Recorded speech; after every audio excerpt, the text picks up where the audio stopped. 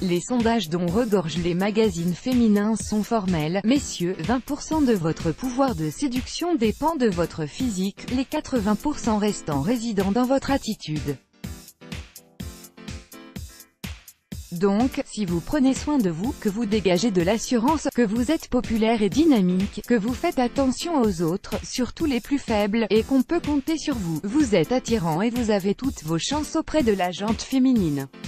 Une nouvelle étude, réalisée par l'Université de Caroline du Nord, vous invite à ajouter une nouvelle corde à votre arc. Être un bon conteur vous rend plus attirant pour les femmes, suggère-t-elle. Au cours de cette étude, des femmes ont passé en revue le profil de prétendants hypothétiques incluant une photo de chacun et une histoire qu'il avait supposément racontée. Puis, elles ont noté leur potentiel en tant que partenaire à long terme. Il s'est avéré qu'elles ont trouvé les bons compteurs 29% plus désirables que ceux qui avaient moins de talent dans ce domaine.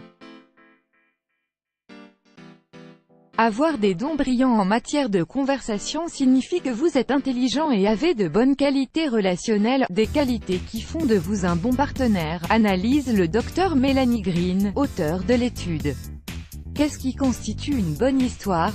Selon Melanie Green, les anecdotes qui ont augmenté le sex appeal des hommes allaient droit au but et contenaient un choix de mots précis et des détails spécifiques, alors que les mauvaises histoires étaient confuses, vagues et contenaient un vocabulaire sans imagination. Par exemple, si vous parlez d'un voyage en camping, la phrase « à partir du moment où nous avons quitté le quai, il a semblé que nous étions maudits » est meilleure que « je pense que ça commence à aller mal ». Nous avons nagé vigoureusement pendant 20 minutes, l'emporte sur « nous avons nagé vite pendant un bon moment », des formules destinées à combler les blancs du type « attends. Ça s'est passé de cette façon ? Oui, je crois, n'ont pas eu l'air de plaire à ces dames. Des conseils pour raconter une bonne histoire, sachez où vous voulez en venir avant de commencer à raconter l'anecdote, afin de ne pas vous perdre, ni perdre votre public en chemin. N'en faites pas trop, si vous êtes trop drôle ou trop dramatique, l'histoire sonnera faux.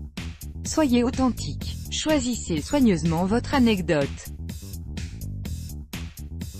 Les bonnes histoires sont des batailles contre l'adversité, qu'il s'agisse du jour où vous avez obtenu votre diplôme ou celui où vous vous êtes perdu dans les bois. Les meilleurs mettent en scène à la fois des conflits externes, une dispute avec un voisin, et internes, vaincre une addiction.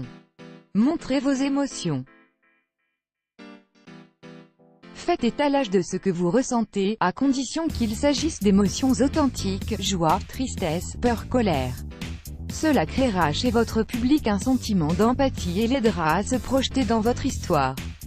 Rendez l'histoire mémorable en racontant les faits à 80% et en introduisant 20% de commentaires sur la façon dont le héros principal a vécu les événements. Scindez votre histoire en épisodes. En fonction du temps dont vous disposez, découpez votre histoire afin de tenir votre public en haleine. Sauvez votre histoire en cas de besoin. Il arrive qu'une histoire tombe à plat. Dans ce cas, l'autodérision est votre meilleure arme. Cette histoire n'est pas aussi bonne que je le croyais en la commençant. On dirait que cette anecdote était plus intéressante dans ma tête qu'en la racontant. Let's block ADS, why?